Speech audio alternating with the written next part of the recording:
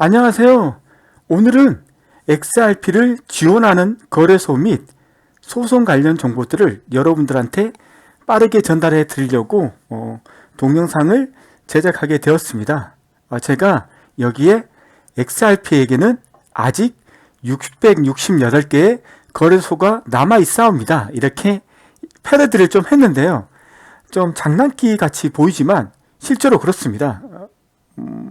부정적인 시각을 보시는 분들이 이런 거죠.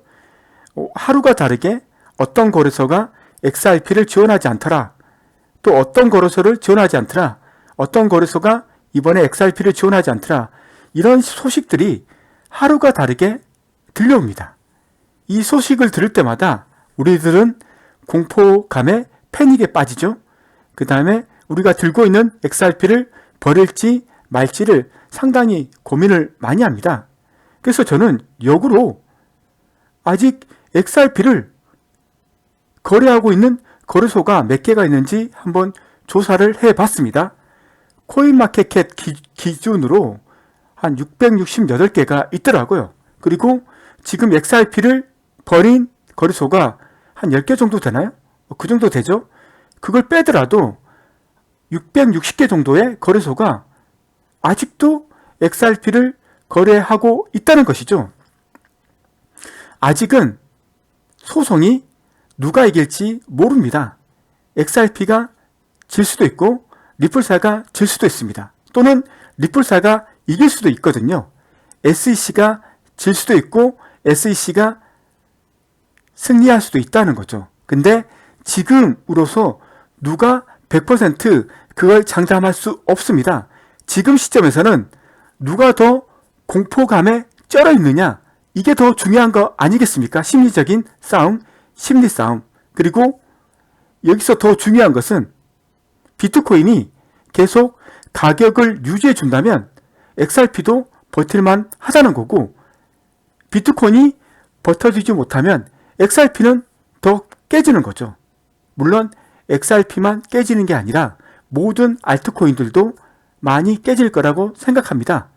자, 여러분, 우리는 이 시점에서 이걸 생각해야 합니다. 버린 거래소만 생각할 게 아니라 아직도 XRP를 지원하고 있는 거래소가 전 세계적으로 660개가 있다는 거 다시 한번 말씀드리고 싶습니다. 자, 여기는 이거예요. 이 얘기를 한번 해보고 싶은데, 조셉 그런드 패스트 전 미국 SEC 의원이 편지를 보냈죠. 누구한테? 제이 클레이튼, 이분한테 편지를 보냈어요. 그래서 그 내용이 어떤 내용이 있는지 여러분들한테 소개를 시켜 드리려고 합니다. 그래서 헤드 타이틀에 이걸 뽑았죠. 리플 소송은 무고한 제3자에게 수십억 달러의 손실을 초래할 수 있습니다. 이 내용을 누구한테 보냈다? 제이 클레이튼한테 보냈습니다. 조셉 그런드 패스트 전 미국 SEC 의원이 제이 클레이튼에게 보낸 편지에 따르면 리플 소송은 전례가 없다, 이렇게 얘기를 했습니다. 그리고 즉각적인 집행 조치를 강요하는 긴급한 이유가 없다고 생각한다. 왜 이렇게 급하게 하느냐, 이렇게 얘기를 했죠. 조셉 그런드 패스트의 편지는 이슈와 유사한 거래 규제에 대해서 새로운 행정부 및 의회의 견해는 현재의 관점과 상당히 다를 수 있다고 얘기를 했습니다. 무슨 말이냐 하면 지금 제이 클레이튼이 제기한 이 소송이 새로 들어오는 행정부하고 의회, 새로운 대통령, 이분들의 생각과 상당히 다를 수 있다, 이런 얘기를 짚고 넘어갔죠. 자, 편지 내용을 간단하게 제가 요약을 했는데, 이 내용을 살펴보면 단순히 조치를 취하기만 해도 궁극적인 해결 방법에 관계없이 XRP의 무고한 보유자에게 상당한 피해를 입힐 수 있습니다. 이렇게 얘기를 했죠. 누가? 이분이. 단순히 조치를 취하해도, 그러니까 소송을 제기하고 취하를 해도 XRP의 무고한 보유자에게 상당한 피해를 입힐 수 있습니다. 진행사항을 알게 되면 중개자는 관련 법적 위험으로 인해 XRP를 거래소에서 거래를 중단시킬 것입니다. 결과적으로 유동성이 감소하면 XRP의 가치가 감소하고 많은 XRP의 무고한 보유자가 피해를 입게 됩니다. 이런 편지를 제이 클레이튼한테 보냈습니다. CR도 안 맥히죠. 이런 얘기를 해도. 그리고 지금 얼라드 로이즈맨 있잖아요. 미국 증권거래위원회 위원장 대리, 지금 위원장 대리이신 분, 그리고 제이 클레이튼하고 6명의 위원이 사임을 같이 했죠. 그래서 상당히 공석이 되어 있는 상태입니다. 그래서 리플사에서는 새로운 위원회가 구성이 되면 그분들하고 긍정적으로 얘기를 하겠다는 말을 계속했죠. 지금 얘기를 하고 싶어도 7명이 빠졌기 때문에 뭐 어떻게 될지는 모르겠어요. 근데 얼라드 로이즈맨 이분이 2018년에 이런 얘기를 했어요. 자, SEC의 얼라드 로이즈맨 의장 대행은 2018년에 진화하는 암호화폐 시장에 대해 논의한 것으로 알려졌죠. SEC는 SEC의 임무를 수행하기 위해 의도한 대로 작동하는지 확인하기 위해 규칙과 규정 및 지침을 검토하고 재검토해야 된다. 그러니까 지금 우리가 가지고 있는 이 규칙이 새로운 기술에 접목해도 되는지 이거에 대해서 우리는 검토하고 검토를 다시 해야 된다. 이렇게 얘기를 했죠. 이것은 가장 최근에 데이터 보호 및 사이버 보안과 같은 영역뿐만 아니라 초기 코인 제공, ICO 및 블록체인과 같은 새로운 투자 및 기술의 출현에 나타났기 때문에 우리가 SEC의 이 규정들이 이 기술들을 받아들이는데 문제가 없는지 아니면 오래된 규정인지를 검토해야 된다고 얘기를 했죠. 예, 이런 얘기를 했습니다. 아주 좋은 얘기를 했고 이런 걸 미리 이런 과정을 거쳤어야 되는데 아직 이 SEC는 과거 규칙을 가지고 현재 새로운 기술들에 대해서 접목을 시키고 있고 그 결과 오늘과 같은 사단이 발생한 거죠. 그래서 많은 미국의 사람들이 이런 얘기를 합니다. 옛날에 미국이 인터넷을 받아들였을 때 정말로 규제에 얽매이지 않게 기술을 채택해서 세계 제1의 인터넷 왕국을 건설했다. 하지만 지금 SEC가 하는 행태는 암호화폐와 이런 새로운 기술에 이런 기술에 따라가지 못하는 너무 압박과 제재에 일관하고 있다. 이를 통해서 미국은 새로운 기술을 놓칠 수 있고 우리는 이걸 통해서 우리 미국 시장이 암호화폐 시장과 떨어질 수 있고 우리가 이 시장에서 도태될 수가 있다. 이런 문제를 이런 토론, 이런 문제점을 지적하고 있습니다. 우리는 이 시점에서 이들의 이 말을 귀를 기울여야 됩니다. 자, 이에 반해서 일본 같은 경우는 강력하죠. 일본. XRP는 상장 취소로부터 일본에서 강력한 지원을 받고 있습니다. 왜냐하면 일본에서는 이미 XRP는 뭐다? 시큐리티가 아니다. 어셋이다. 라고 이미 결론을 냈습니다. 그래서 여기는 아주 강력하죠. 그래서 오늘은 두 개를 얘기를 드리려고 합니다. 어떤 거냐면 노무라 증권하고 어떤 거 SBI 홀딩스가 어떤 스탠스를 XRP에 대해서 어떤 스탠스를 취하고 있는지 여러분들에게 간단히 소개를 시켜드리려고 합니다. 일본 최대 경제 연구기관인 노무라 연구소의 메모에 따르면 XRP는 일본의 자금 결제법에 따라 암호화 자산으로 분류가 됩니다. 증권이 아닙니다. 일본에서는 그는 리플에 대한 SEC의 소송은 암호화폐가 아시아 국가의 증권 범죄에 속하지 않기 때문에 그래서 XRP가 아시아 국가에서는 XRP가 증권 범죄에 속하지 않기 때문에 일본에서 XRP의 지위에 영향을 미치지 않을 것이라고 말을 했습니다. 자, 그리고 SBI 홀딩스 있죠? 여기 XRP, 리플의 절대적인 우군. 일본 최대 금융회사 중 하나인 SBI 홀딩스는 XRP가 암호화 자산으로 취급되기 때문에 국내 디지털 거래소는 현지 규정에 따라 거래를 계속할 것이라고 얘기를 했습니다. 일본은 우리가 알고 있듯이 미국의 나팔수라고 생각하고 있었지만 이런 부분에 대해서는 확고한 스탠스를 가지고 있고 법적인 기반을 가지고 있습니다. 자, 그 다음에 하나 더 얘기할 것은 업홀드에 대해서 한번 얘기를 해보려고 합니다. 자, 업홀드는 이렇게 얘기했죠. 자, 업홀드는 판결이 날 때까지 XRP를 계속 상장할 것이다. 저는 이런 미국 기업을 처음 본 것 같아요. 미국에서 활동하는 기업. 미국에서 활동하면서 이런 말을 한 기업은 처음입니다. 자, 업홀드가 어떤 거냐면 여기가 홈페이지예요. 들어가서 확인해 보시면 되는데 2013년에 설립된 업홀드는 모든 사람이 암호화폐 및 기타 자산, 어떤 거죠? 증권, 주식 이런 것들을 저렴하고 접근할 수 있도록 하는 디지털 지갑 및 거래 플랫폼을 지원하고 있죠. 즉 거래소라는 거죠. 은행을 통해 얻을 수 없는 금융 서비스에 대한 국경 없는 액세스를 제공합니다. 물론 업홀드를 제가 알기로는 리플에서 투자한 걸로 알고 있습니다. 그래서 이런 말을 했을지 모르겠는데 어쨌든 간에 오늘 업홀드에서 이분이 우리 업홀드는 이런 이유 때문에 XRP를 계속 상장할 것이라는 티스를 날렸습니다.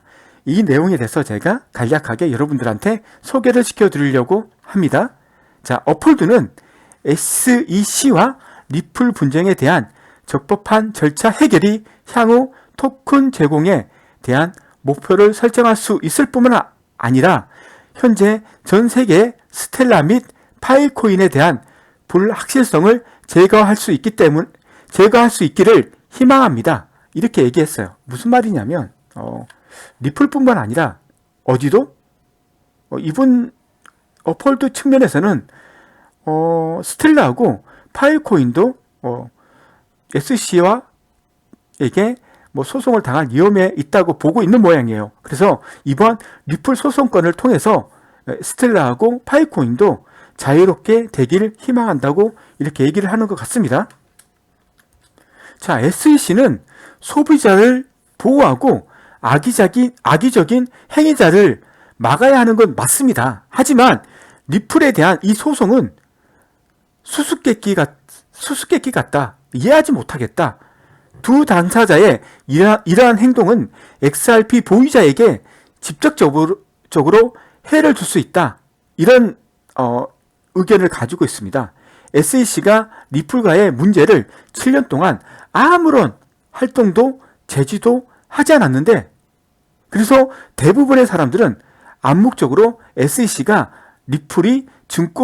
XRP가 증권이 아니라고 승인을 받았다고 암묵적으로 추측을 하고 있었는데 갑자기 느닷없이 이런 소송을 한 거에 대해서 믿을 수 없다는 얘기를 한 거죠.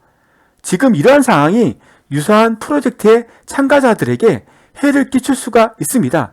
즉 지금 암호화폐 시장은 공포감에 찌들어 있죠. 네, 솔직히 그렇습니다. 암호화폐에 공포감이 있어요.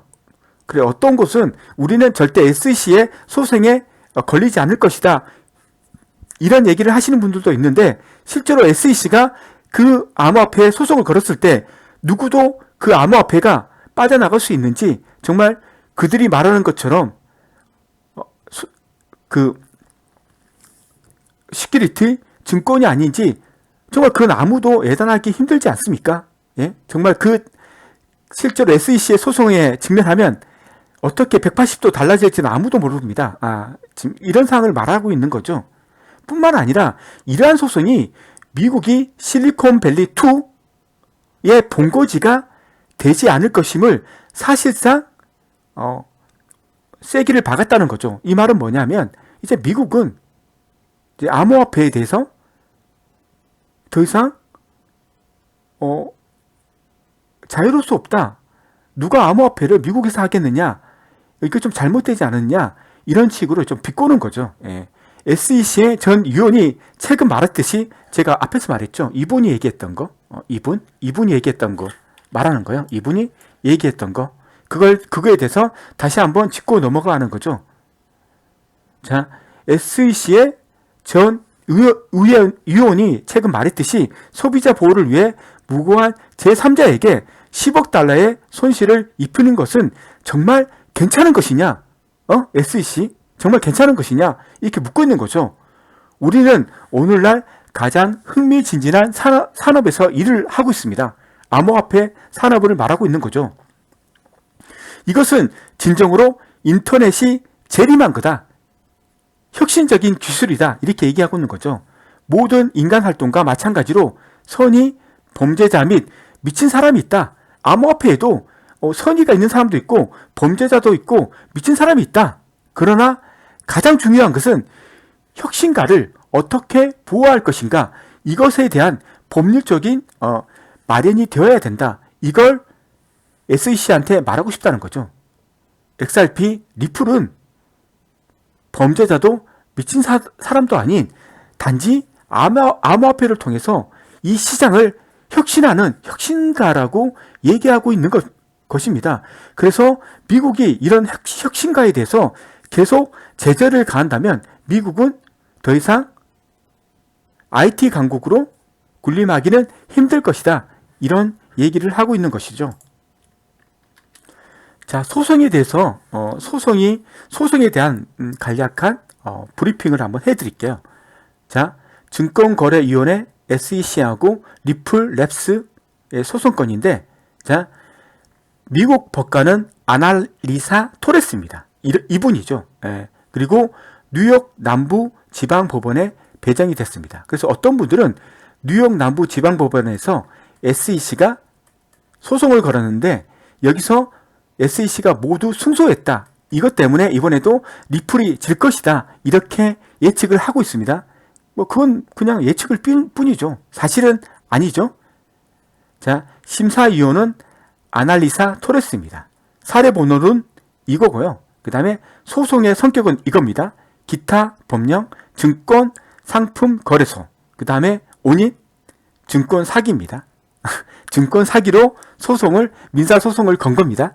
자, 그래서 2021년 2월 22일 날이 날짜가 정해졌죠.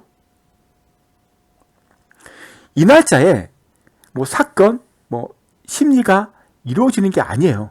그러니까 이 날짜에 결정되는 게 아닙니다. 이 날짜에 어떤 일을 하느냐 하면 당사자들이 기본적으로 상대방의 사실에 대해 모든 것을 배우는 과정이랍니다. 그래서 상대방이 어떤 이유로 나한테 소송을 걸었는지, 그리고 나는 어떤 이유로 이거에 대해서 반론을 하는지, 이거에 대해서 서로 얘기하는 거죠. 그리고 그들은 문서를 요청하고 증언 인터뷰를 받을 수가 있습니다. 이날 이걸 하는 거죠. 자, 이거에 대해서 좀 더 자세한 문서가 있습니다.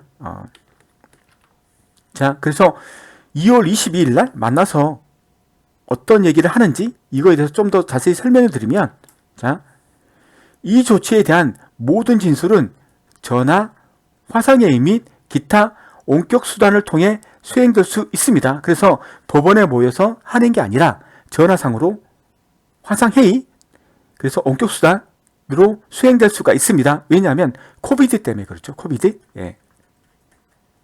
당사자는 가능한 모든 기회에 원격 수단을 통해 발견에 참여하는 것이 좋습니다. 이런 말이죠. 최대한 그걸 통해서 모든 정보들을 얻어가라. 이런 말이겠죠. 초기 재판 전 해임 명령. 모든 당사자에 대한 변호사는 영반 민사소송규칙 16조에 따라 21년 2월 22일 10시 오전 10시에 전화로 열리는 초기 재판 전 회의에 참석하도록 지시를 했습니다. 자, 명령. 자원을 보존하고 사법적 효율성을 높이고 이 문제를 더 빨리 처리하기 위해서 당사자들이 동의할 의사가 있는지 여부를 논의하도록 명령을 했습니다. 그러니까 협상을 할 것인지, 그래서 빨리 끝낼 것인지, 이것도 명령을 했다는 거죠. 자, 2월 20일 날 화상회의를 통해서 이런 얘기를 합니다. 그리고 이 얘기를 토대로 120일 후에 2021년 6월 20일에 토레스 판사는 사실 발견을 위해서 120일의 기간의 유예 기간을 둡니다. 120일 동안.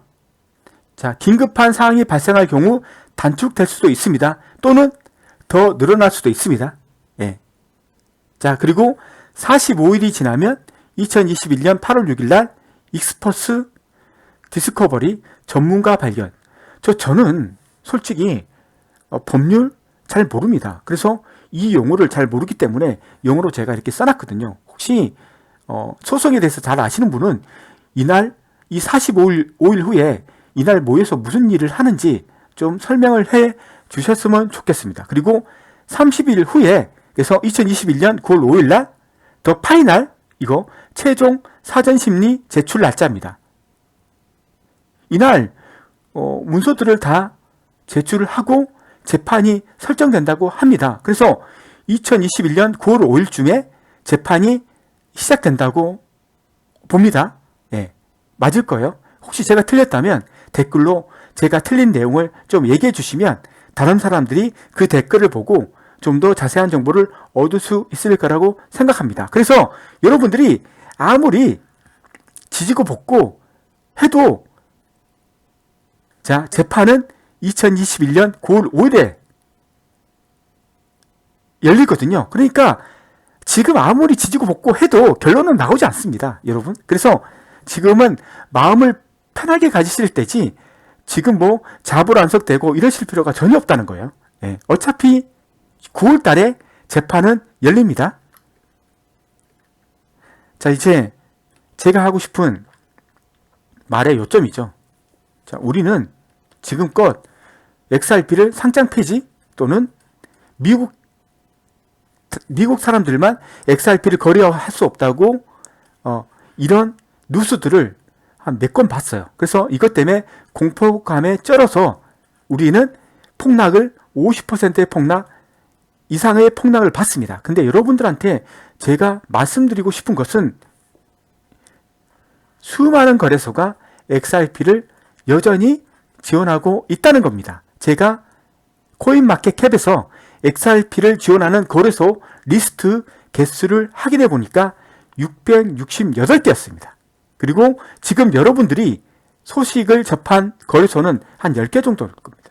10개 정도? 이 정도 거래소가 XRP를 이제 취급하지 않겠다, 상폐하겠다, 아니면 미국 사람들은 XRP를 거래할 수 없도록 만들겠다, 이런 말을 했지만 아직도 우리에게는 668개 거래소에서 XRP가 거래가 되고 있습니다. 제가 여러분들한테 말씀드리고 싶은 것은 신에게는 아직 12척의 배가 남아 있습니다. 다른 말로 XRP에게는 아직 668개의 거래소가 남아 있습니다. 10개를 빼더라도 660개의 거래소이죠. 그리고 재판은 9월 달에 열립니다. 21년.